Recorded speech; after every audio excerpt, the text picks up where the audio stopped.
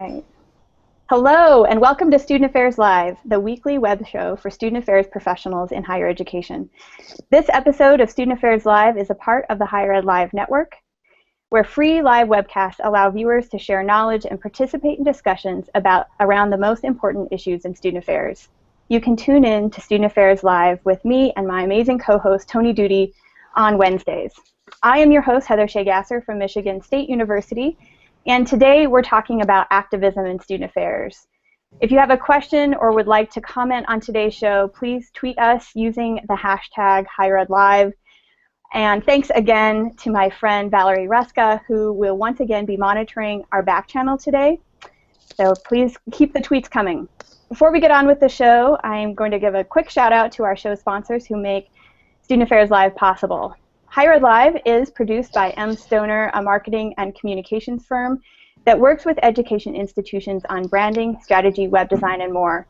Join M. Stoner on August 12th for their latest webinar, A Tale of Two Ink Densities, Understanding the Details of the Print Process. If you're a marketing and communications professional responsible for creating or influencing print communications, you won't want to miss this session. We're tweeting out a link now where you can learn more and register for this webinar. Student Affairs Live is also exclusively sponsored by ACPA, College Student Educators International. ACPA's strategic partnership with Higher Live calls attention to the pairing of innovative professional development delivery with the strength of a renowned professional association. ACPA publishes the Journal of College Student Development and About Campus, and has recently launched a new content delivery platform, ACPA Video on Demand. Check it out today at videos.myacpa.org. So, events across the U.S., and in fact, right now unfolding at the University of Cincinnati, have sparked a recent upsurge in student activism over the past several years on college and university campuses. Our campuses are microcosms of the larger society, and these campuses also provide space and voice for student activists to engage, lead, protest, converse, and raise critical perspectives around a variety of social change initiatives. As student affairs professionals and scholars, it seems that activism creates intersections that overlap between our work, our scholarship, our administrative roles, and our personal and political priorities. So on today's show, we are going to explore activism in student affairs through these various lenses and in these different contexts, also taking into consideration current events happening now, unfolding. And I'm grateful to the three people who have volunteered their time today to participate in the conversation.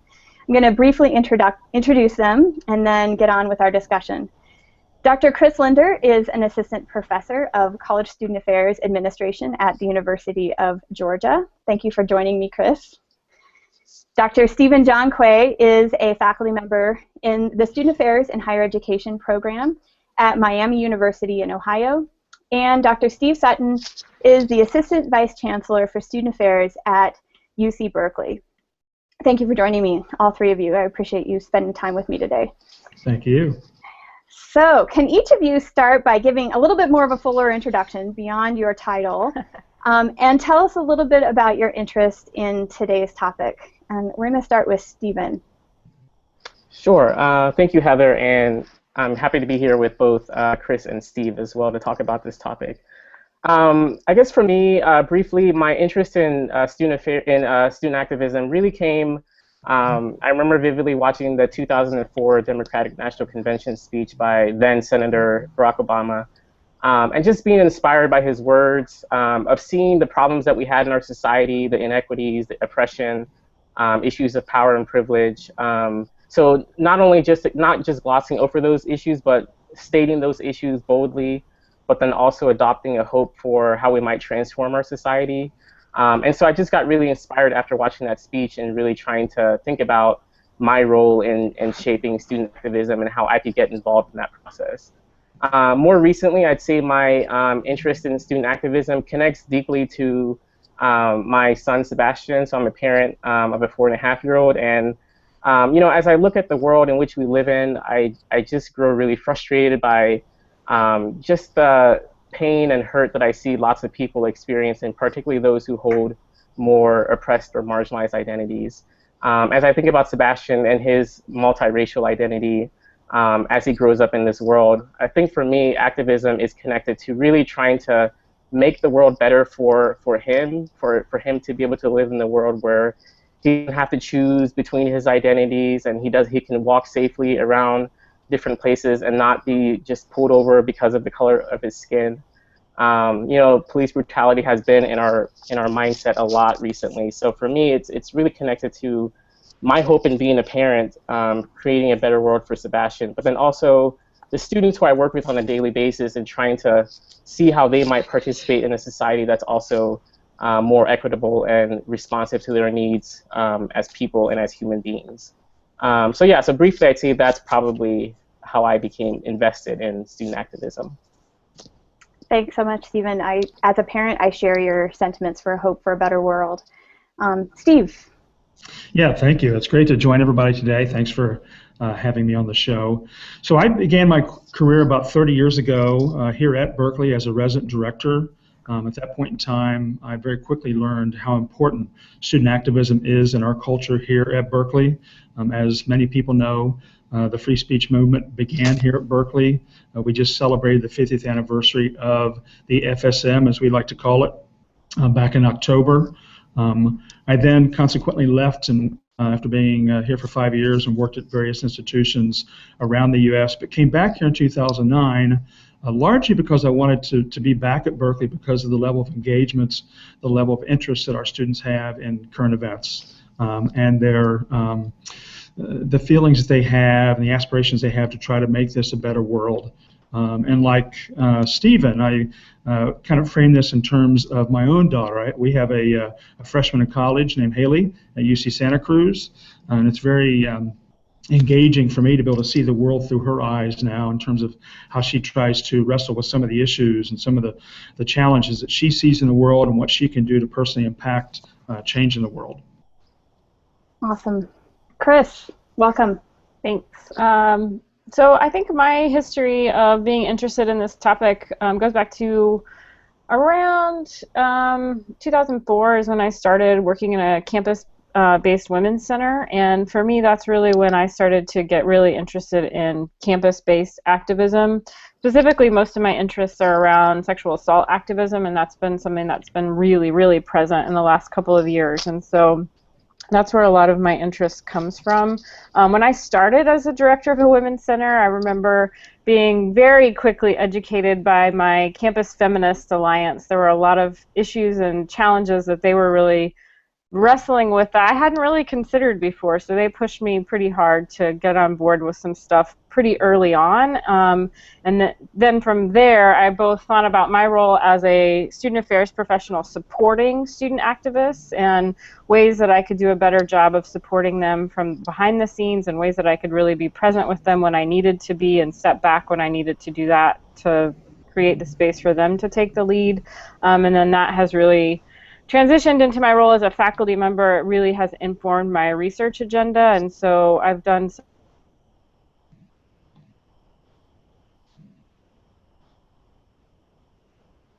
Oh, I think Chris has frozen on us.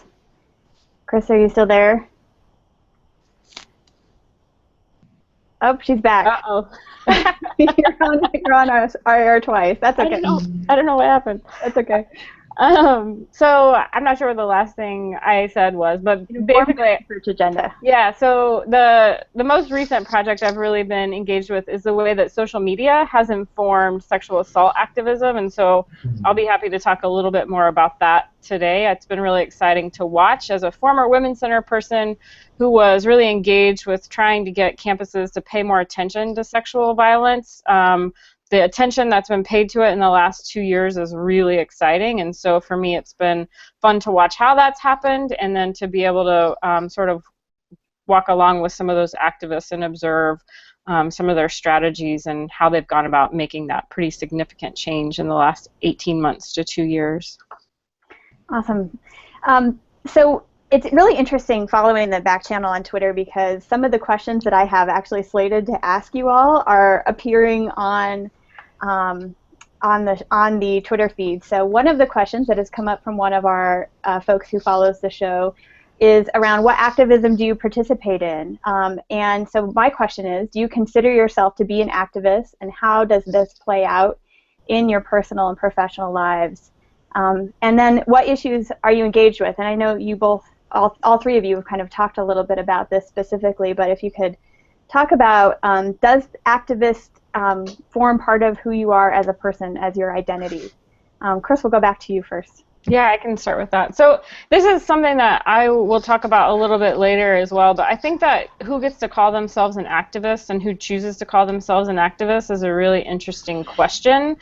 For me, there are lots of dynamics of power and privilege wrapped up in that. It seems that we often honor people who practice activism from their dominant identities, and then the folks who are engaged around activist issues in their subordinated identities tend to be seen as, oh, they're just rabble rousers or that kind of thing. And so it's interesting to think about the labeling that occurs with activism. And so certainly I consider myself an activist now, and for me what that looks like is largely supporting because of my role on a college campus, it's largely supporting students and showing up and being present at what they're doing, and then pushing within my own circles of influence around creating change in my department. In at this point, for me, where I feel like I have the most influence is around sort of admissions and figuring out who we are encouraging to go into the field of student affairs. And so for me, it's really thinking about the ways that I can create change within my own circles of influence there.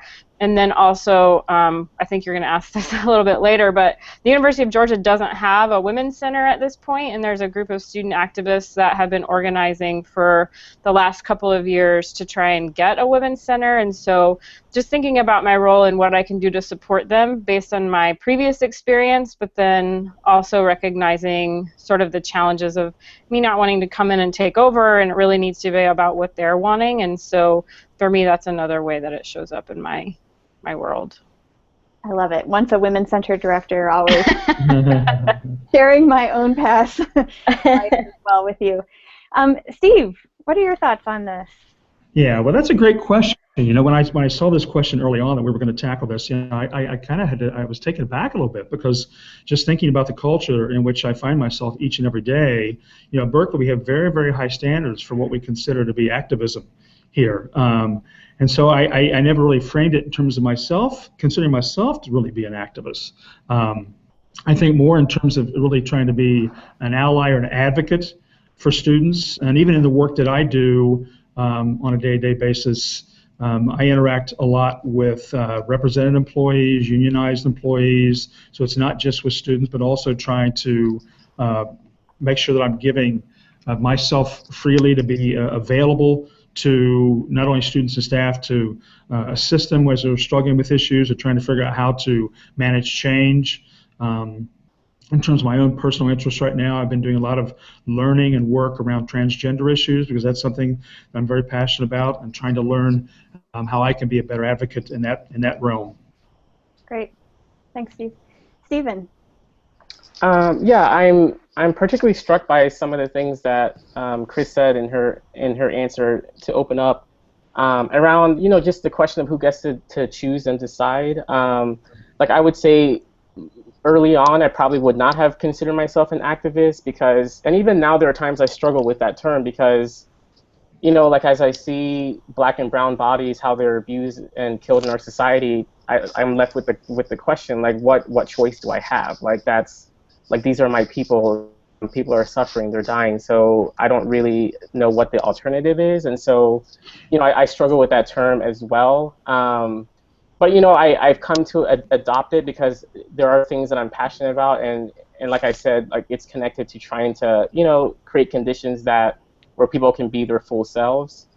So that matters to me. To get to the other part of the question around what specific issues that I'm engaged in, I'll talk more extensively about this later on, but one has to do with a group that two colleagues of mine, Dominique Hill and Mahogany Shaw, and I, you know, I hate to say created Mobilizing Anger Collective, because it's really, the emphasis is on the collective part of it, but I know the three of us have been heavily involved in trying to bring folks on our campus and even outside of campus in the Oxford community, so students, undergraduate students, graduate students, faculty, staff, just around a core of issues related to equity, social justice, etc. This started with the Michael Brown, Ferguson, Missouri case and our outrage about that, and trying to think about how to mobilize the anger that we were and are still feeling around those issues. So that I would say is one, and we've done things around like protests, open mic nights, etc. And then for me, like the second issue that I'm very passionate about right now has to do with on our campus promotion and tenure. I'm really starting conversations with our provost around how do we make this more I think inclusive for people who do different kinds of work. I think our promotion and tenure system is very antiquated and very limited in rewarding very specific kinds of work. And the work that folks of color do in particular, where we spend a lot of our time with students of color and engage in our communities, that often doesn't count in the traditional sense in the process. So really trying to find ways to make that process more open so that we value the different kinds of ways that people spend their time, and not sort of like privilege of one or two or three mechanisms solely. So those would be the two main issues that I would say I'm involved in. Like I said, I still struggle with that term activism and whether I want to own it. Nonetheless, to me, like these are issues that I don't feel like I have really choice in ignoring because they're so connected to who I am as a person. Yeah, yeah. So for me, the root of the word activism is to act, and activist movements are not new, right? So I think always I like to step back and cover a little bit of history. We've seen this recent upsurge, but Chris, can you kind of give us a few highlights that you feel everyone should know a little bit about the history of student activism, and what are some of the outcomes that have come from students in particular using their voices and acting? Well, I think this is a tricky question because, as we know, our history is told and documented by the people who have the power to tell it, which is the whole point of most activism. So a lot of what we know or what is documented about student activism is it's sort of the stuff that gets formed as the master narrative about campus activism, that, we did a lot of campus activism in the 60s and 70s around civil rights issues, around Vietnam. We did a lot of campus activism in the 80s related to sexual assault. So that's sort of the stuff we, quote, know because that's what's been documented by the people who have the power to document it. So I think it's important to just acknowledge that those are some of the highlights, but the reality is there's been a lot of campus activism happening in so many ways and so many areas that we don't know very much about. I have seen a couple of historical pieces. There was Abelia Hernandez did a piece relatively recently looking at the history of Latino activism at a specific institution, and so I think we're starting to see some more stuff being documented around campus activism, but unfortunately a lot of what we know, or actually what I should say is what is documented about it is sort of the mainstream pieces.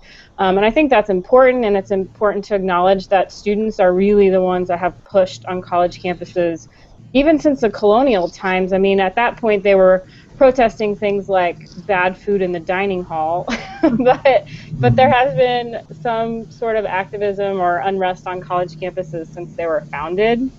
I also think it's important to note that another major part of the history of activism is specific to not only students' rights not only the things going on off campus, but also students' rights on campus. So thinking about the ways that students in the 60s and 70s started advocating for themselves to have a voice in sort of the demise of in loco parentis, and sort of the rise of due process was around that time. And so it was happening, that was a big part of our history of campus activism, which was happening around the same time that some of the stuff in our larger society was happening.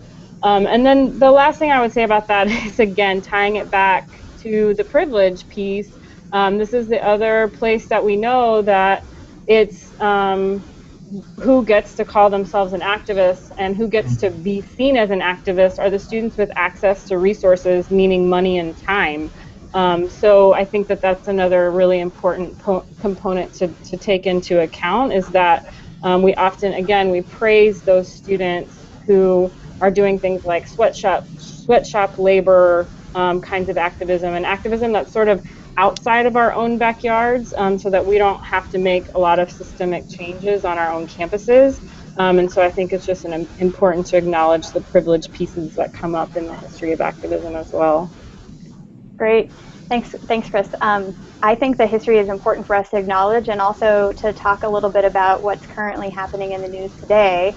And I want to turn to a couple of questions that have come in over Twitter, because I think there's some good pieces and strands there that I think are important that relate to this. So Zeb Davenport asks, can you teach activism and not be an activist?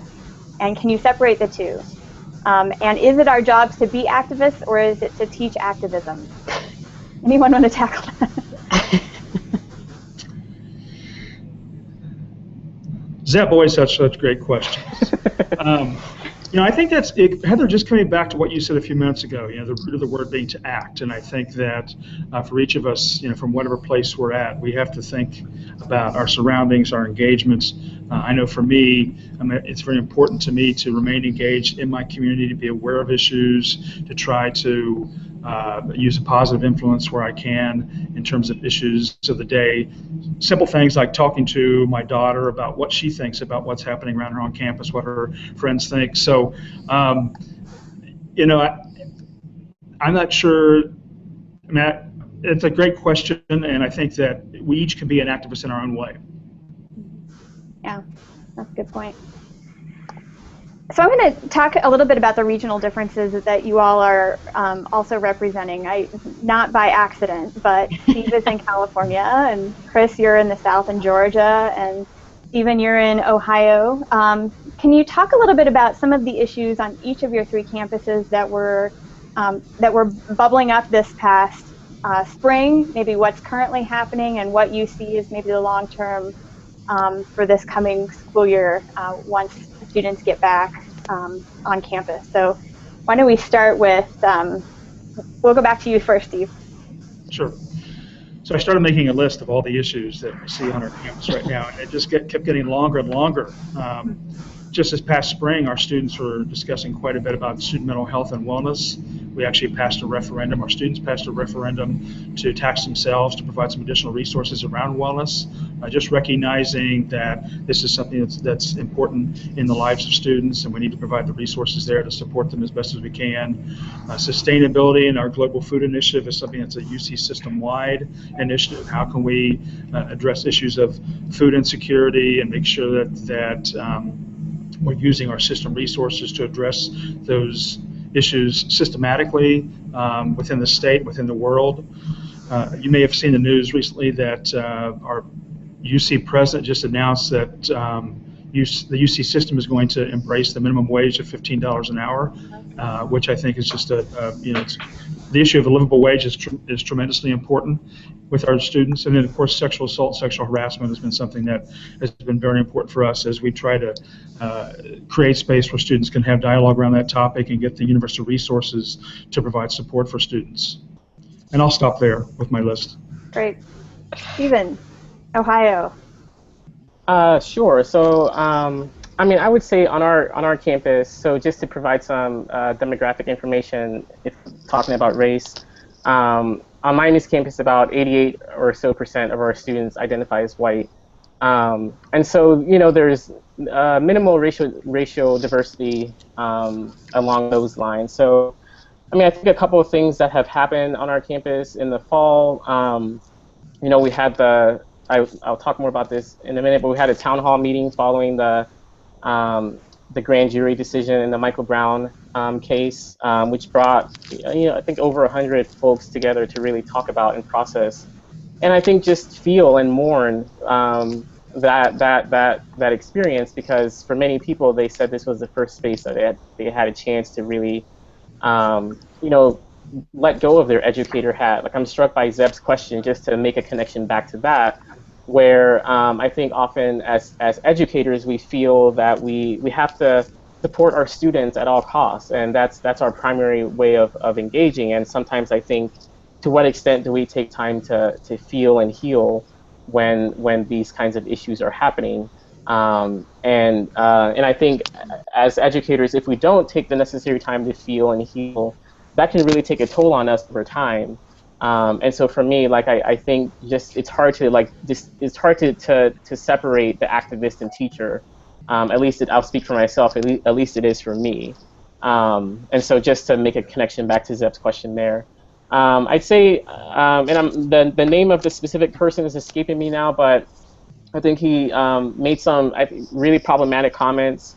I mean, one could say there's been a number of people who have made problematic comments around rape and rape culture and blaming victims for that. So you can just list any one of many people in that category.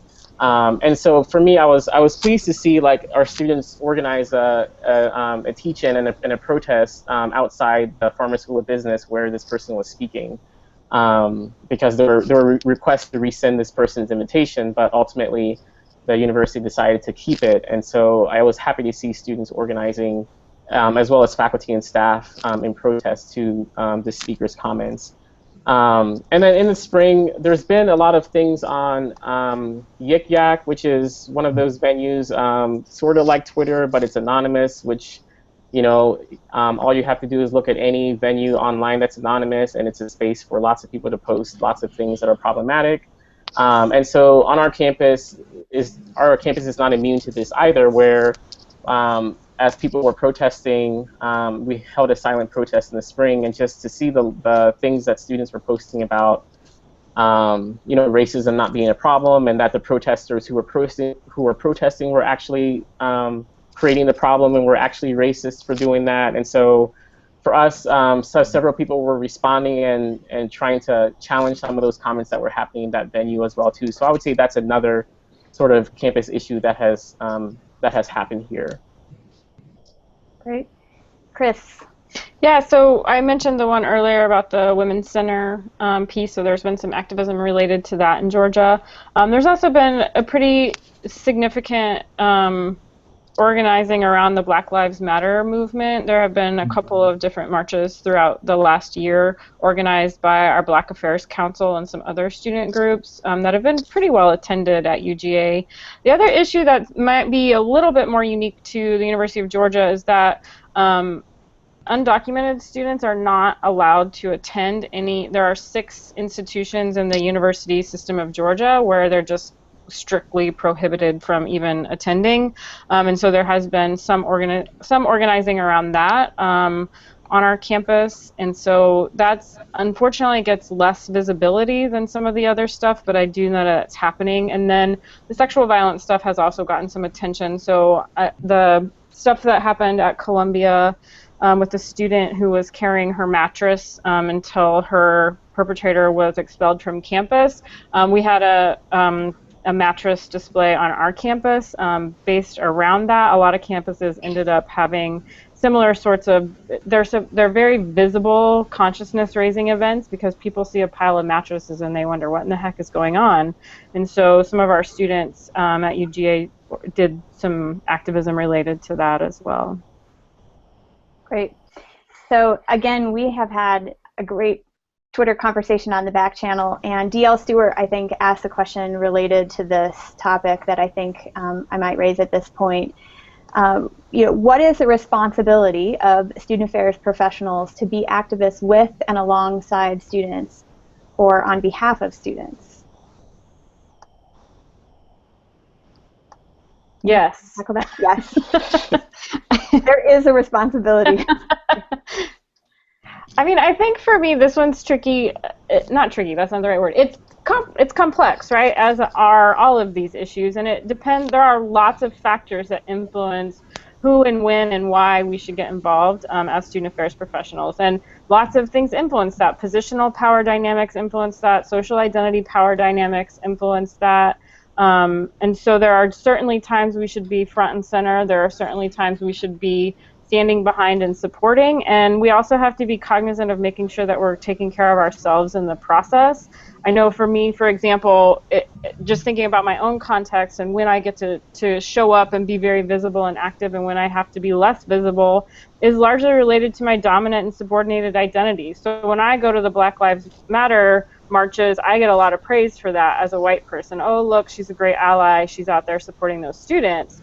When I'm meeting with the students trying to advocate to the provost that we need a women's center, I'm all of a sudden a rabble-rouser in a way that I wasn't when I was out with the Black Lives Matter students. And so I think that makes it complicated, and that's why we need to be showing up for each other and supporting each other as student affairs professionals, because the implications are pretty different based on our social identities, and I think it's important to keep that in mind. And I think the positional stuff can't go unstated either. There are some perceptions of fears related to losing jobs and that sort of thing, and there's some realities related to people being fearful of losing jobs. And so for me, I just think it's a complex conversation that's so nuanced depending on a lot of factors, and that's why I feel like it's important for us to find community to process these kinds of things with folks and figure out what our appropriate roles should be. Great, thanks, Chris. Stephen, let's talk a little bit about the grassroots organizing process and how initiatives begin, because I think the makings of an effective activist movement, whether it's on campus or in the community, so if part of our role is to help students participate, what are some of the key ingredients, and what can we do as student affairs professionals to support students? Yeah, that's a good question. So, I'm often hesitant to sum up things in short phrases, but in this case, I would say, for me, one of the most important pieces, I think, for student affairs professionals or faculty is to never ever make a person feel like their anger is unjustified. I think that has been a key thing that has been happening throughout our society, particularly with people who hold subordinated identities, and us feeling like we need to tone down our anger, get over our anger, move past it, be more nice so that it's more palatable to people who are listening to us. And I think that creates a case of minimizing people's emotions and taking away our responsibility for doing something with that anger. So that, I would say that's the first, I would say, ingredient, or in my opinion, one really important ingredient for us as professionals is to support and listen to people's anger, because there are justified reasons for this anger happening. On our campus, I mentioned the Mobilizing Anger Collective, which for us is a group of faculty, staff, undergraduate, graduate students, and community members, where we've just organized a series of events around campus and in the community to mobilize our anger, so to use our anger as a vehicle to promote change. And there are cases in which, too, where I think one's anger doesn't need to be mobilized either. There are cases in which it's okay to just stay in one's anger and to just be in that space, because that's an important place to be, too. So I just want to at least put that point out there, too. And so the ways in which we went about organizing that is, Mahogany, Dominique, and I were actually writing together one day, and we just started talking about the Michael Brown case, and we felt really compelled and frustrated with the fact that on our campus, nothing was, it felt like people were not talking about it. Business was going on as usual, classes were going on, the semester was still moving forward, and we were upset by the silence around that specific case. And so we started just talking about, well, what can we do as faculty, realizing that our voices are accorded different weight because of the position that we hold on campus, like Chris mentioned earlier. And so given our positionality and our positions on campus, we wanted to do something. So we started thinking about how to just bringing folks together in a town hall meeting as a start to process their emotions. And I can't tell you how many folks who had worked at Miami came up to us afterwards and said, I've been at Miami for 7, 8, 9, 15 years, and this is the very first time that I've had space to really feel, which to me is indicative of the problem that that happens is where people feel they can't emote, either because they're being told that their feelings need to be diminished or they're not valid. And so for me, it was heartbreaking to hear that, and it also fueled my anger even more in seeing why this was needed. And so since then, we've had students suggest ways for us to organize. We've held an open mic night for people to give spoken word or poetry about their anger on campus. We've just held other kinds of meetings to process and talk about how we want to move forward in this role. We've sought funding from various places on our campus to keep our momentum going. And our main desire is really to just create a space where people can come together in solidarity and community, to just be with each other. I think so often those of us who do this kind of work, it can be really isolating, and we can feel sometimes that no one else cares about these issues, and that can be demoralizing. So I just think the importance of finding solidarity in people who also care about these issues. So to me, I don't know the short answer in my very long-winded response right now is that I don't know that there's necessarily like a top 5 list of anything that one needs to do for grassroots initiatives to happen, because they happen organically and in their own ways. Like, I would just say, if students are passionate about something, like, support them and support them in finding ways to organize around that. I think that's one of our primary roles as student affairs professionals, is to help students find spaces and ways to make sense of their feelings and emotions, which also means that we need to feel and emote too, and be justified in doing that. So I would say those are some important elements. Great. Thanks so much, Stephen. I think silence and not acknowledging is an important message, right? And so I want to take this moment at this point to acknowledge that news has been released about the indictment of the police officer and the killing of Sam DuBose in Cincinnati. He is going to be indicted for murder, the prosecutor says. So I think that's a critical piece. And when we're talking about activism, we're talking about voices, and we're talking about all these current events happening on our campuses, that we knew that this was going to be happening during today's show. So I wanted to share thoughts from those of you who are on the panel today. I know there's a couple of tweets that have said, we really want to hear what people think.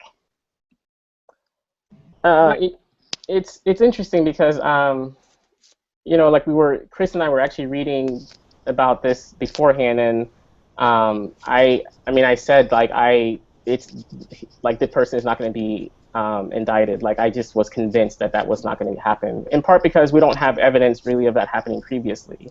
So I'm actually, I don't know that I have much else to say beyond that. I'm actually really, really surprised and shocked that actually happened, because that has not been the experience, I think, for previous cases around this issue.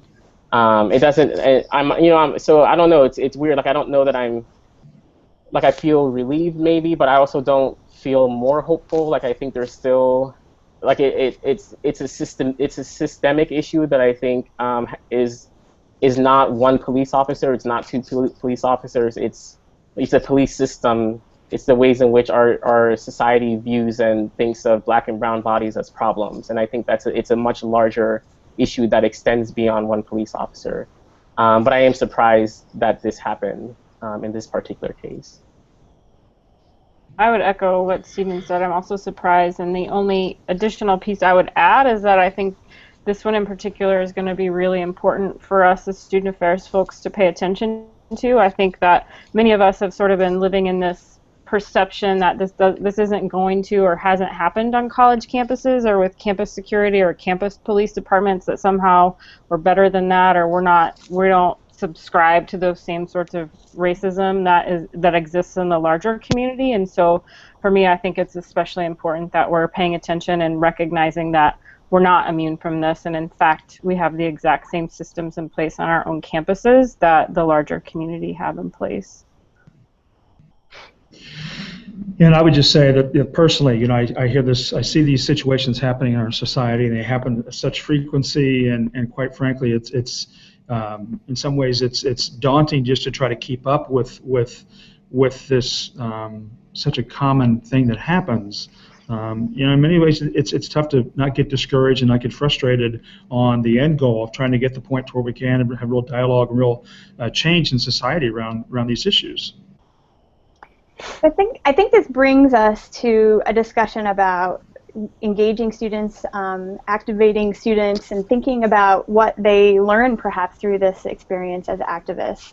So Steve, I posted earlier, and Susan Cometh follows me on Facebook, and she posted a resource about student activism and links to leadership skills. So we're going to tweet out that link here in a moment, but would you make the link that activism teaches students essential leadership skills, and then how do we bring our leadership programs, which sometimes lack that practical application piece, to issues and movements of social change, like the Black Lives Matter movement?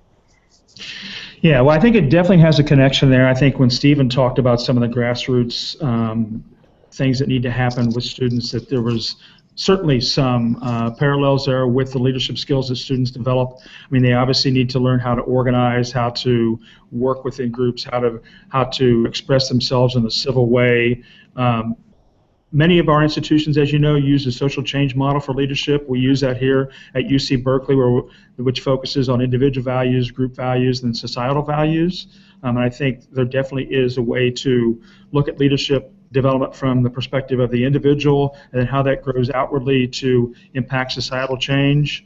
I think at a place like Berkeley, and Chris was pointing towards this a little bit earlier, and in some ways there's some students get a bit ostracized if they don't have the time or the resources to be able to participate in actual application of some of these leadership skills because they're so busy with other things.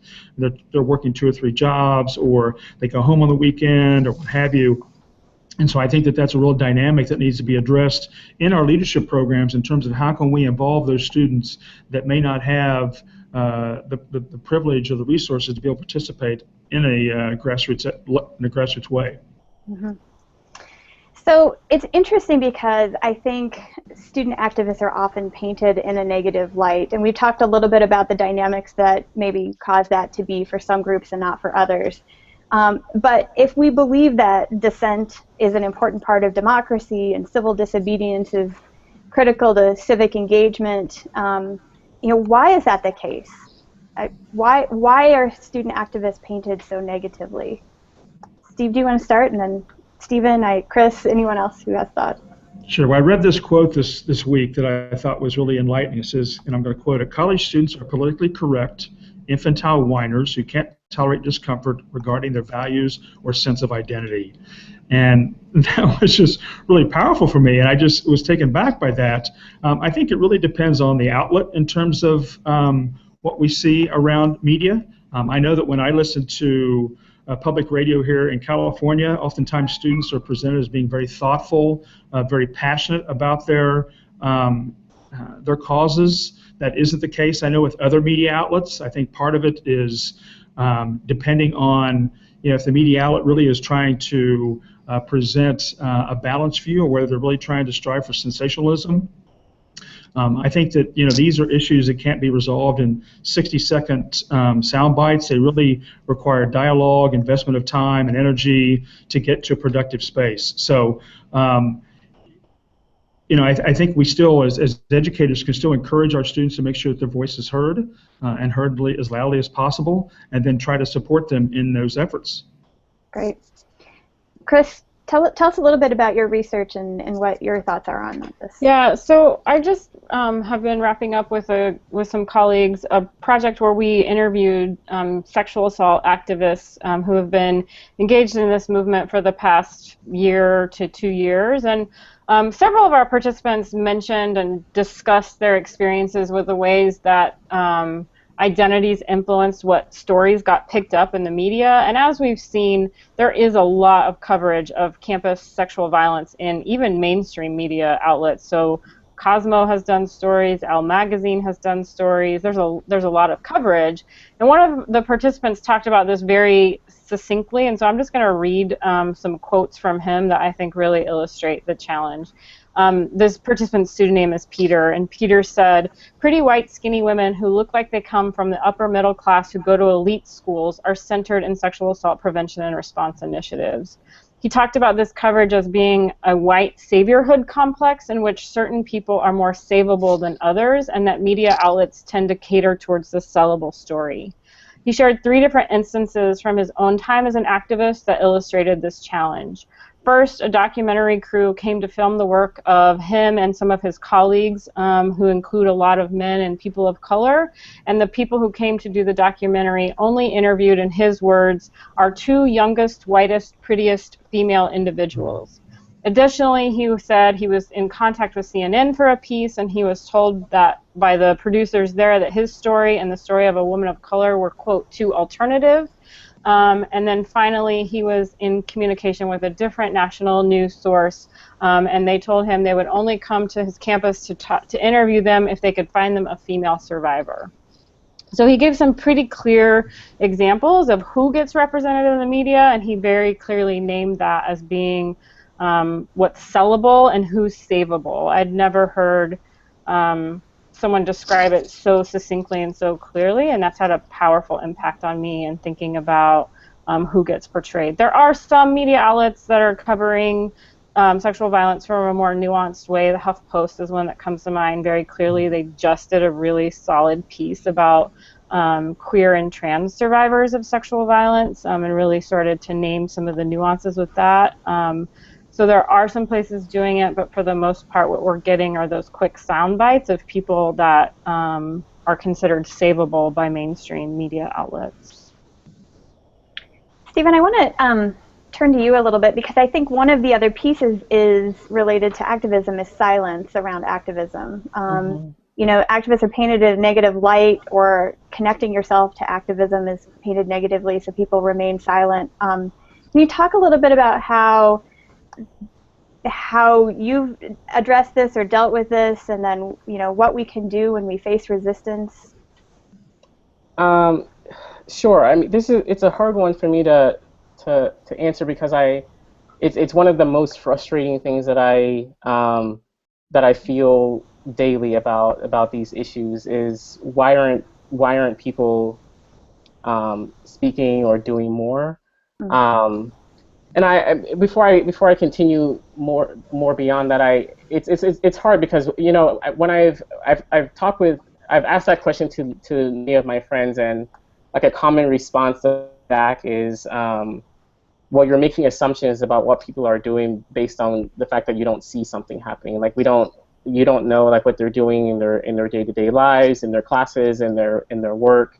In their communities, etc. Like you're watching social media or other places and making judgments about silence in those venues. So I do want to say, like, silence to me, when I talk about silence, it is related to you know, what's happening primarily through social media. But I would also say too, on our campus, like I don't see many other people sort of like talking publicly about these issues that are happening. When I think about the Mobilizing Anger Collective, like so many people, you know, like go to Mahogany, Dominique, or I to organize the next event, and you know, like we're trying to say, well, you have some, you can organize it too, or so I don't know. Like I think part of it is connected to fear, some of the things that Chris named earlier. So yeah, so I mean, the reason why I think it's frustrating for me about silence is one of my core values is that, like, let me start with an example. One of the things that irritates me the most is, like, I'm sitting in a faculty meeting and somebody says something that's either a racial microaggression or something that's more a macroaggression, and nobody says anything. After the meeting, 3 or 4 people will come up to me and say, "Oh, I can't believe this person said that during this meeting." And my response is always, "Well, why didn't you say anything like in the meeting?" And so it's this notion of like, I'm a firm believer. One of my core values is that when things happen publicly, I think we need to address them publicly, because the reality is like people are experiencing harm publicly on a daily basis. And if we choose not to address those issues publicly, whether it's respond publicly on a Facebook post, respond publicly by tweeting something, or respond publicly in a meeting when you see something happening, we're complicit in maintaining that environment where people are allowed to do that and get away with it. And so I understand the importance of like talking with people privately about issues, forming one-on-one relationships, building relationships that lead to trust. But I also strongly say that so many of the ways in which people are being harmed and abused and killed in our society and oppressed are happening very, very visibly and very, very publicly. So in my opinion, that's where my frustration grows, is that when that there needs to be public responses to things that happen publicly, and we shouldn't be silent in those instances. Yeah, so that's, I mean, I think that's probably all I'll say about that. And I think, I guess one other thing too is that so you know, it's, to me, it's like both of those. Like I can hold both of those pieces in the same space. Like I can understand that that people might be doing things in their communities in their day-to-day work that I'm not privy to, and at the same time, I can hold people accountable for publicly voicing things when they happen. Like to me, those are not mutually exclusive entities. Like both can occupy in the same space. Right.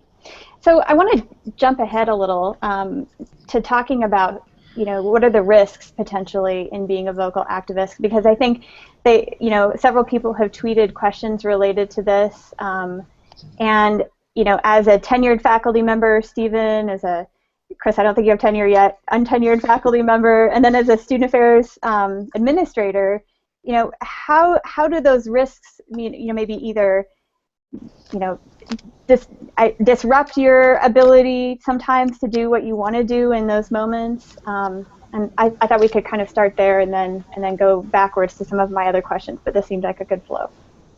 Stephen, do you want to pick up on that one? Yeah, so the question is around like, what are the risks in being a vocal activist as a faculty member? Yeah, that's a good question. I mean, it's so hard because I recognize like I would say for me the risks are, I don't perceive the risks to be that significant actually, and that's in large part connected to my privilege and my position as a faculty member, especially now that I have tenure. You know, like that happened in the spring semester, so yeah, maybe when I was speaking out beforehand, maybe it was more risky, but I always perceive, like to me, like I look at risk as like I'm in a privileged position on a campus where my voice is heard differently. So I should say something more so than I would expect other people to say something at times. And I recognize that position also comes from a place of like, given my status here, like I don't perceive that the risk is as great for me. Therefore, like I feel like when things happen, I should say something. Because there might be other people, there likely are other people who the risk is greater as far as like job security, as far as like other pieces that are connected to their livelihood or even safety reasons. And so for me, like I choose to do that because I feel that my position affords me the ability to do that, and not doing that would be abdicating one of my primary responsibilities, I think, as a faculty member. Chris, do you have additional thoughts on the faculty perspective? Yeah, I think women-centered director perspective. Yeah, I think for me it goes back to some of the positionality stuff that I talked about earlier, that it depends on what I'm being an activist around. The consequences are different depending on that, related to my own social identities. But then the additional piece that I would add is that it also depends on what the activism, whether the activism is about what's going on campus or what's going on in the world. And so if I'm talking about what's going on in the world and I'm speaking out about that, I don't feel like that's very risky. When I'm challenging the administration about why our sexual assault rates are so high and why we're so silent about it, that's a completely different kind of risk. And I think we saw last year, even faculty with tenure are not protected from this. We've seen several women's studies faculty members, well, maybe not women's studies, that's just the ones I've seen, but we've seen several outspoken faculty members about issues related to sexual violence on college campuses that have been removed from their positions. One faculty member didn't get approval from IRB for a study to explore sexual violence on that campus, and it became national news that that had happened. More recently, we've seen pieces related to faculty having job offers rescinded, or we saw something this summer with a new faculty member who is being hired. I cannot remember if it was Boston College or Boston University, so sorry to the folks at those institutions, but she had made some comments on Twitter that people got up in arms about. So there are different consequences, again, based on the social identities of the person making the comment and about how close it hits to home, whether we're talking about issues going on in the larger society or issues on the campus. Steve, as a student affairs administrator, director of a department, talk a little bit about how this plays out in your role, and then also, can campuses create spaces? Where's the balance there? Well, I think it's largely influenced by the campus culture. I've talked about the campus culture of Berkeley, and so I think there's a lot more opportunity to be able to express your views about what's happening either on campus or out in the world. I know in my role it's real important for me to provide support for my staff, resident directors, for example, so if they want to be able to express themselves, that they do that, and that I support that. I think it's important to begin you need to inform yourself about the issues and know what the points of view are that exist and how, where you sit with those issues. It's tough to kind of blindly step into these very important and critical community and world issues and not know how you feel about them and what you're, and just to recognize the privilege that you bring to those conversations and those situations. And so it's very complicated, I think. I know in my role, as I talked before about working a lot with the unions, I could not go out and stand next to the union and march with them, but I certainly could provide support for them by bringing the right people to the table to try to have a productive conversation, to look for ways to compromise so that we can try to provide support for the folks and what they need. Yeah. So, Steve, on that point, I think the other interesting perspective that many of us are called upon as student affairs professionals to play has to do with, when activists come to us for guidance, right, and assistance, perhaps, and when you have an opposing view and can't take a public position, what is our role then? And I'll let you. I have definite thoughts on this, but go ahead. Oh boy, this is a great conversation. I'm just loving the tweets that are coming in, and one of the reasons I like doing this is I feel like I just learn so much and take so much away from these conversations for myself. So your question was about activists coming, for us for guidance when we may have opposing. Yeah. Well, I think that, for those of us who've been in the profession for a while, when I talk to a student about any type of issue, I try to help them see all the possibilities that they may need to struggle with, and the possible hurdles that might exist, and the resources that are available to them that they need to then avail themselves of so they can try to work through something. I try to maybe connect them with people that view the world in the same way that they do. So I think there's lots of ways that we can encourage students to be activists and support them. And if we have a differing opinion, I think we owe it to ourselves and to them to express that. Yeah. I'm just looking at our time, and we're almost up. This has been such a fabulous conversation. The time just got away from me a little bit. So I apologize to the three of you because we had probably twice as many questions as we needed. So if I didn't ask you the question that you really wanted to respond to, if you could summarize your comments and your final thought, I would be really grateful. But then just any other final thoughts that you'd like to share today. As I always say at the end of shows, this could be 3 or 4 episodes.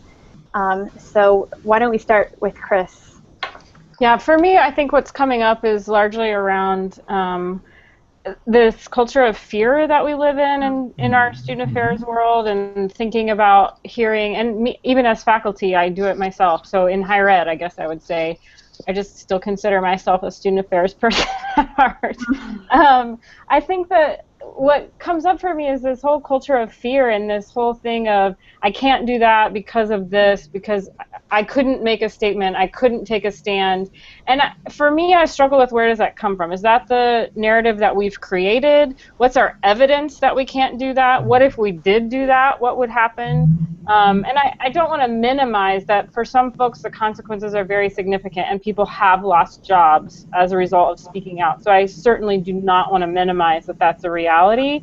And I also get a little concerned that we rely pretty heavily on that and don't take as many risks as we maybe could, because there's this perception that something bad's going to happen to me, when in reality, we could, maybe all that needs to happen, maybe there are lots of people thinking the same thing, and if I speak up and if I say something, then I could actually make some change. And so I think I want to push back a little bit on this culture of fear related to speaking up and speaking out, because there's actually a lot that there are ways that we could move forward if more of us were speaking out more publicly and more vocally. Great. Steve, and then Stephen will end with you. Steve, final thoughts. Final thoughts. Wow. Well, again, I think it's important. I mean, for me, I know one of the things that I need to do in order to be the best student affairs professional I can be is really to educate myself on the issues. I need to. I mean, granted, when police officers are shooting people, we want that to stop. That's right. That's not something that you need to really educate yourself on that issue. So having this, outrage over those types of societal things that occur is certainly something that is important, I think, from my perspective. But I think in terms of issues that are more nuanced, particularly when we're talking about things related to university resources and what I can do to advocate at upper levels for resources for students, I need to really make sure I'm educated on those issues so that I can try to speak in an articulate, productive way about that with my peers and my supervisors. Stephen, final thought. Yeah, I'm struggling with the final thought here. I think of like Sam DuBose and Sandra Bland, just two recent examples of the ways in which people are just white police officers just have total, I think, disregard for the lives of certain black and brown folks. And I think about in an era of social media and where we retweet and post pictures of everything, where people watch videos of people being killed on a daily basis. I think a lot about, like, to what extent does that desensitize us to the value of human life, to the value of humanity, that it's just another video that appears in our news feed, just another name to add to the list. And to what extent are we losing, I think, the feeling, the emotion, the anger when we see these things happening, when we just watch bodies on the ground, videos of police officers abusing folks. I just think, I wonder a lot about that piece and what we do with that. I think social media has allowed us to draw more attention to these issues in ways we may not have been able to hear previously. And I also wonder, to what extent does it desensitize us to that these are human beings who have stories, who have lives, who have friends, who have parents.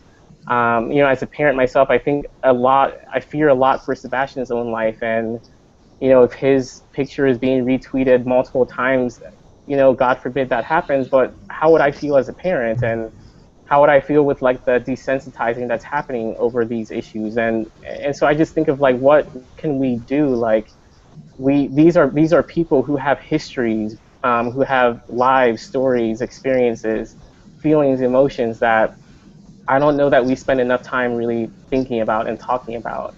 And so for me, like, I guess the last thought that I would share is, like, student activism isn't about a thing. It's not about a research agenda. It's not about promotion and tenure. It's not about status. It's not about publicity.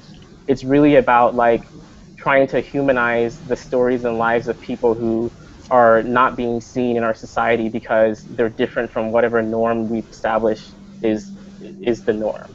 So I just want us to remember, as student affairs professionals, that people have stories and lives to tell, and we need to treat those stories and lives with dignity and with care and with respect, and allow people to feel and emote when these things happen. Thank you. Well said. Yes, I think we will dedicate this episode to the memory of Sam DuBose. Thanks for sharing that. For all three of you, I appreciate your time today, for sharing your perspectives on this important topic and apparently very relevant topic. To our program sponsors, we appreciate your support. Just to give a couple of updates about future episodes, in 2 weeks I'll be back with another timely show based on what I hear folks are doing on their college campuses right now, which has to do with student staff training. And certainly, how do these issues intersect with student staff and their roles, I think, is critical. So Trends in Student Staff Training will be on August 12th. On August 19th, my colleague Tony Duty will be hosting a show featuring issues around student veterans on campus. So I think that will be another important topic to discuss. And you can receive reminders about these and all of the shows on Higher Ed Live by subscribing to our newsletter. We also have an iTunes podcast that you can subscribe to as well. Again, I'm Heather Shea Gasser. Thank you to everybody who participated in the show today on the back channel. Thank you to the three of you for joining today's episode. Make it a great week, everyone. Yep. Thank you. Thank you.